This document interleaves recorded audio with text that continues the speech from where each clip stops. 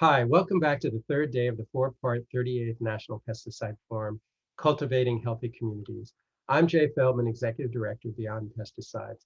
On behalf of the staff and board of directors of Beyond Pesticides and our co-convener, the Institute for Exposamic Research at the Icahn School of Medicine at Mount Sinai, and our generous supporters, we're so glad to have you participating at this conference.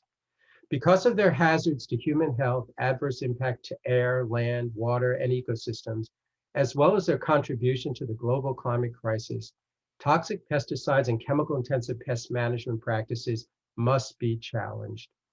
Communities are seeking to prevent rather than simply reduce toxic pesticide use and recognize the power of biological systems at a time when increasingly smaller doses of systemic chemicals wreak havoc with life and natural balance. That's why we talk about systems change, change that challenges the underlying dependency on toxic chemicals that are integral to chemical intensive management systems of land and buildings. As you know from previous introductions to this forum, we started in the farm fields, witnessing the exposure that farm workers endure as a part of their daily work, while continuing to shine a light on the unacceptable hazards of pesticides associated with poisoning on farms, in schools, homes, workplaces, and places of recreation. We bring these experiences and the science to the policy arena, the experiences that identify the seriousness of adverse effects, which we are hearing about directly from the scientists at this conference. That's how we landed on organic 4 decades ago, when it was considered fringe to use the word organic in the agriculture committees of Congress, and posit organic practices as an alternative to the unnecessary poisoning and contamination associated with pesticide registration decisions at EPA. But since then, it has been repeatedly shown that organic systems can feed the world and sustain landscapes better than chemical intensive approaches, maintaining quality, cost effectiveness, reduced water reliance, and tremendous environmental and public health benefits. While we tinkered with integrated pest management, IPM, as an agricultural tool to reduce pesticide dependency, the lack of a holistic approach to soil health, protection of biodiversity, and the identification of least toxic inputs diminished its effectiveness as a long-term sustainability approach in land management. Remember how Monsanto embraced the term sustainable and wrapped itself in the flag of undefined sustainable agriculture? And now we have the term regenerative, a term that can be disconnected from an organic system and lacks specific prohibitions associated with synthetic fertilizers and pesticide practices. Distinct from this are the organic standards governed by law with defined soil management practices, a national list of allowed and prohibited substances, and a transparent public decision-making process implemented by the National Organic Standards Board, the NOSB, a board of stakeholder groups. Without strong public engagement, big food and chemical companies will weaken the law and USDA decisions. We have fought to institutionalize organic values and principles and policy. In a 1983 law, the Agricultural Productivity Act, we worked with Congress to require the development of information on organic production systems for family farms. And our work on the 1990 Organic Foods Production Act created the framework for an organic food system to replace chemical-intensive agriculture. Too often, the question from decision makers is whether a safer pesticide product can replace a hazardous one. This product substitution approach often undermines the delicate balance and interwoven relationships of organisms in nature, which is so critical to our work. Entomologist and author David Goulson, PhD, explains in his book, A Sting in the Tail, quote, "We need worms to create soil, flies and beetles and fungi to break down dung, ladybirds and hoverflies to eat green flies, bees and butterflies to pollinate plants to provide food, oxygen, fuel, and medicine, and hold soil together, and bacteria to help plants fix nitrogen and cows to digest grass. Yet, we often choose to squander the irreplaceable, to discard those things that keep us alive and make life worth living." end quote. So we take an organic systems approach as defined by law. Decades ago, we were told that organic would never be commercially viable. We rejected that notion as farmers proved that food could be grown without toxic pesticides. Today, organic is found in practically every grocery store. At the same time, nearly every week, someone says to me, you can't trust organic. Yet the foundation of organic is sound. Here are the 6 elements. Organic law establishes a systems approach to protecting and enhancing the environment. It does not allow determinations based on relative risk. The law sets restrictions that affect continuous improvement in organic management. It incentivizes investment in natural materials and practices. Organic law establishes criteria and categories of use for evaluating an allowed substance's adverse effects, compatibility with organic systems, and essentiality. It does not envision inputs or substances not required in soil systems. Organic law identifies soil as the medium for nutrient cycling, supplying the macro and micronutrients through support of the microbiota. The law's required systems plan does not envision a dependency on synthetic substances. Organic law requires complete information and precaution. It does not allow for uncertainty, incomplete information on effects, and arbitrary margins of safety. Organic law requires on-farm inspection and certification. Chemical-intensive agriculture has no similar oversight. We must protect consumer and farmer investment in organic. Organic consumers and farmers have invested in the value that we can care not only about land stewardship and what we feed our children and families, but stopping farm worker exposure to hazardous materials and ending the hazards to fence line communities where toxic chemicals used in conventional agriculture are produced. The organic law requires consideration of cradle to grave effects of materials.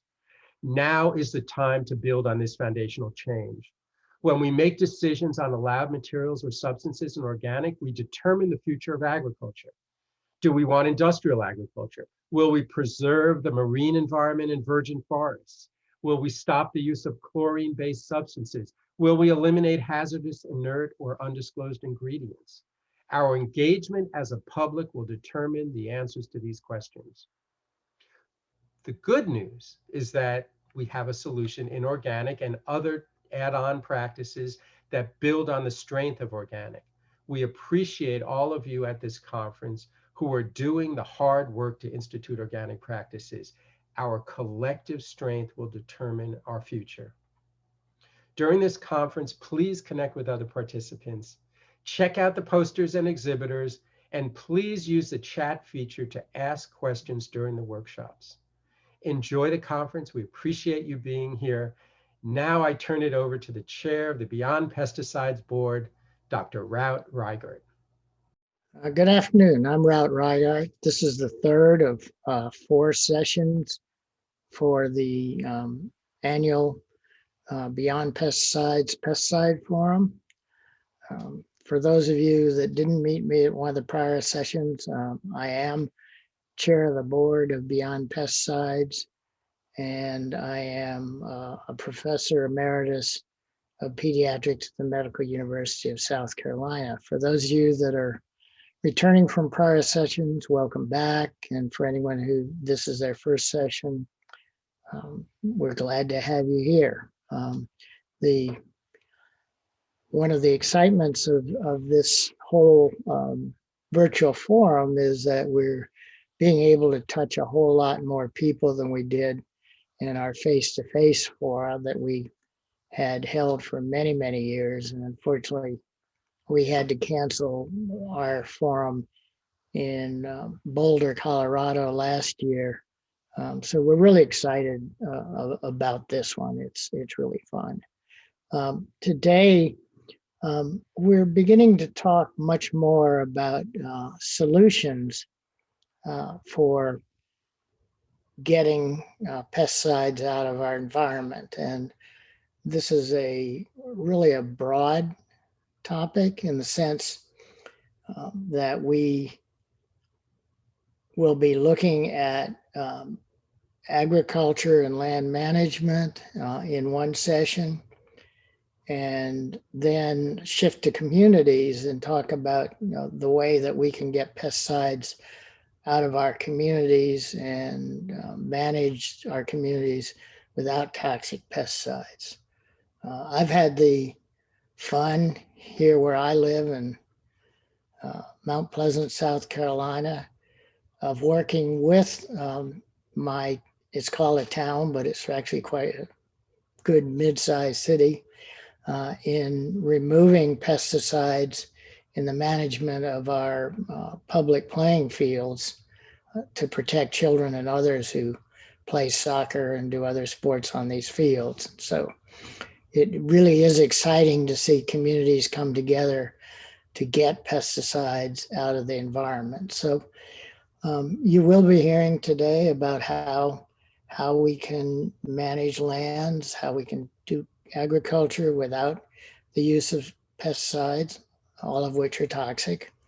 And we also can enlist the support of communities to remove pesticides for use within the community. Our last plenary includes Dr. Vom Saal and Ali Cohen. They will be talking a good bit about the urgency of moving to non-toxic practices. So in the first half of this session, we'll be talking about things that are going on, and at the end, we'll actually go into how important it is to urgently pursue the use of non-toxic methods, which means doing what we are trying to do with regard to the communities and land and agriculture without the use of pesticides. This is a very important session among the three.